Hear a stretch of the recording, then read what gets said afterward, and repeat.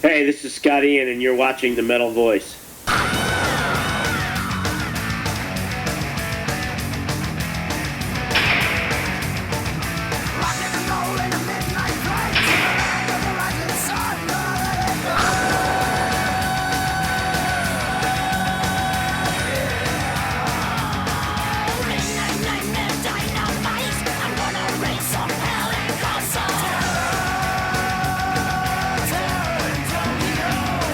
Today on The Metal Voice, we've got the Grammy-nominated musician, lyricist, author, raconteur, Yankee fan, and now we can add author to his long list of achievements, an all-around nice guy, the man himself, Scott Not Ian, founder of Anthrax. What's going on, Scott? Hey, how's it going? How's everything today?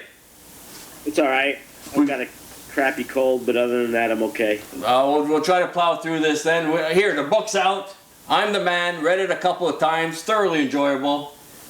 Thinking back to the day, Scott, I remember reading a hit parade or this young band coming out of New York led by a 16, 17-year-old. And just take us back to what the scene was like during the early 80s when the first album, Fistful of Metal, came out. Well, there was no scene. That's the thing. We were an island unto ourselves. There was no scene in New York for bands playing their own music. There was just cover bands at the time. So we were just a bunch of guys that were into metal and wanted to write our own songs and had a rehearsal space, and we're there 6-7 nights a week, just working on trying to be the best band we could be. They had Johnny Z bringing bands from, like Raven from overseas and Exciter from Canada. You were trying to get in with him, and then all of a sudden he comes along, a little-known band at the time called Metallica. Yep.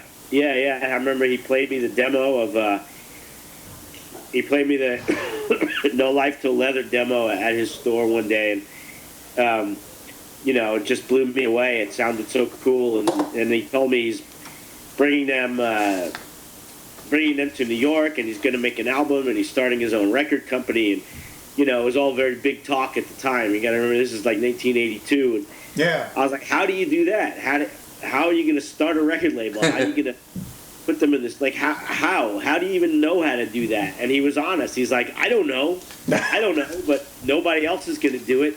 I've been playing this demo for every major label, and they just stick their fingers in their ears and they throw me out of their office. So he goes, I'll make it happen somehow. And he put his money where his mouth was.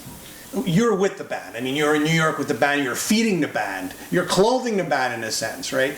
Did you ever think, wow, these guys will be who they are today? Or you just thought, yeah, these guys will probably do well?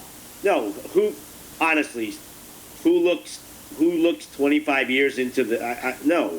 Anyone would be lying if except for Gene Simmons, who I'm sure in 1973 knew Kiss would be the biggest band in the world at some point. But no, I had no idea Metallica would go on to become what they became. I had no idea Anthrax was going to do anything past 1983. No, I had no idea. And the reason I brought it up is just the foreword by Kirk Hammett.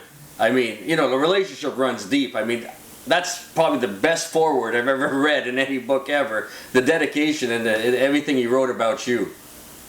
Oh, well, yeah. I mean, that's really why I wanted him to do it, because we've known each other since then. He knows my life really well. He's been there for a lot of it. And even outside of us being band friends, we're actually just friends too. So outside of music. So I just thought he was the perfect person because he's been there the longest. And then the other surprise was, you're really a lover of all music. Disco and rap was up there with the metal that you were listening to at the time. I just, maybe I had a small window of time in the early 80s where, I was only listening to metal, but pretty much my whole life, I've never just felt limited as far as anything, music, movies, books, any type of art. I just find it would be really, really boring if I only was listening or watching or reading one type of thing. I wouldn't want to only read horror books. I don't only want to go see action movies, And I know there's plenty of people who live their lives that way, and it works for them. It just, that never worked for me. I'm an omnivore when it comes to art, and I like to consume as much as I can from. That's why I don't look at things with like genre classification. I just look at music as there's good and there's bad. I either like it or I don't. It doesn't matter what genre it is. I either like it or I don't like it. What I liked about this book, Scott, it takes you through a time period, like the late 70s, the rock and roll, New York, but not only New York, but kids like Alan and I, when we were growing up in Montreal, same North American sort of hard rock era, let's call it. And it just brings you back. And that's another level of the book that people will really appreciate. Care to comment on that? Well, yeah. I mean, of course. That's what a lot of my book is. Obviously, it is about that. It's my personal experience in that world, and it just so happens that it was a pretty big. When it comes to heavy metal, certainly what happened in the U.S. in the '80s was certainly a pretty big deal. So, and a lot of people worldwide are still interested, obviously in us and Metallica and Slayer. So it just shows what we were doing as kids in the early '80s. Really has left a big imprint on this planet, and we weren't just a bunch of guys who were feeling self-important. Like, other people actually cared about what we were doing too. So yeah, it is cool, and I'm glad I could give a peek behind the curtain, for people obviously who weren't personally a part of it, but like a documentary in a sense. If you read my book, you could kind of get to see what was actually going on. Yeah. Right, you mentioned bands like Riot. I would imagine Twisted Sister was kicking around at the time. But like you said, probably not the scene that it developed to become in the mid '80s. So. Yeah, of course. I mean, in the early '80s, like I said, there was no scene. By '84 there was, because Raven, Metallica, Anthrax sold out the Roseland Ballroom in New York City that August of 1984, and none of us had a major record deal yet, and 3,500 kids showed up to that show and lost their minds, and that's really what kind of put it on the map, I think, and that's when all the major labels came sniffing around, and everything changed after that. As I'm reading this book, there's a lot of levels to it. I don't know if you're aware of this, but it's more of like, maybe it's a catharsis for yourself. It's apologies. Hey, Dan, we had to move on because of this. Hey, John, we had to move on because of this. Hey, Joe, we had to move on because of this. I mean, I understand the book, you felt bad, but did you find that at the end of the whole journey of writing a book, that it was a catharsis? It was like, hey guys, this is why I did it. This is why we had to move on. Oh, it certainly is cathartic, reliving that, because I'm not the kind of person that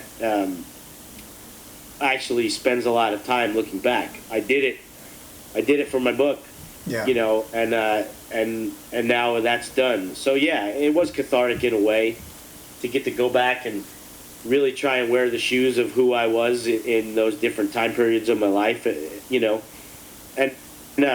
catharsis is generally a good thing. While I was in it and writing and working on a lot of that stuff, it certainly was difficult reliving some parts. Just, I don't need to. It's not like I need to think about the bad times in my life. It's not something I harp on. I've moved way forward from some of the shitty points in my life and the low points in my life, and I've gotten past it. And so reliving it certainly brings up old wounds, but at the same time, yeah, it's great to have it all out there in a book.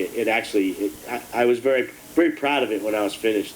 I mean, that's the thing that struck me reading the book as well. I mean, the way you phrase it and you talk about stories, you're right back there with you in that era. Whatever era you're writing about, it's as if we're walking hand in hand through these stories with you. And hats off to that. It's a way of writing, or the way you were telling the stories, that I haven't read in other biographies.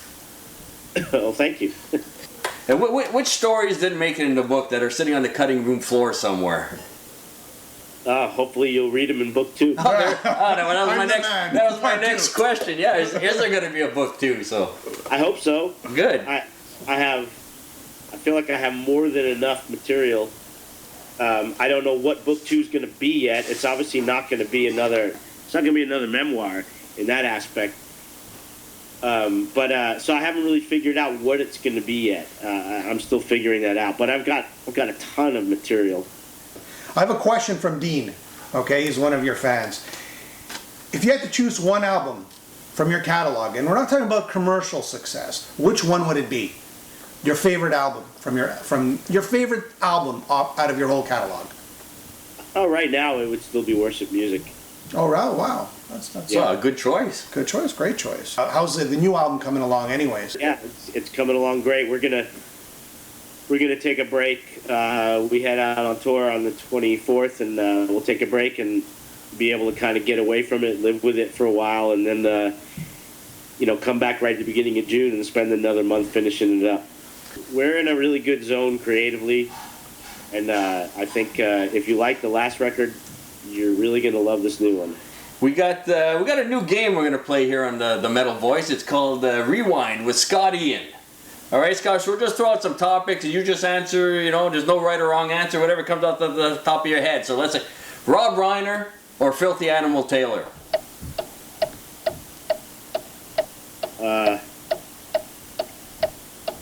Filthy. Lizzie Borden, Thin Lizzy, or the Lizzies from the movie The Warriors. Thin Lizzy. Riot or Agnostic Front. Agnostic Front. And if you're in a geisha house and all of a sudden you're attacked by 12 zombie ninjas, let's say, who would you rather have by your side, Diamond Dave or Dave Mustaine? Diamond Dave. Yeah, of course, Diamond Dave. You're talking to two. Jim's the Kiss fan. I'm the AC/DC fan. So your favorite Kiss album? Dress to Kill. And the favorite Bon Scott song? Down Payment Blues. Ooh, interesting. Down Payment Blues. Here we are, Scott Ian. We want to thank you. I'm the Man is the name of the book. It's a must-read, and who knows, number 2 might be on its way anytime. So looking forward to the new album. Wish you all the best. Hope you feel better. Hope you get rid of that cold. And thanks for spending some time with us. Playing Montreal coming up in May. Yep. Well, we'll see you there soon. Okay. All right. All right. Thanks, Scott. Take care. Bye.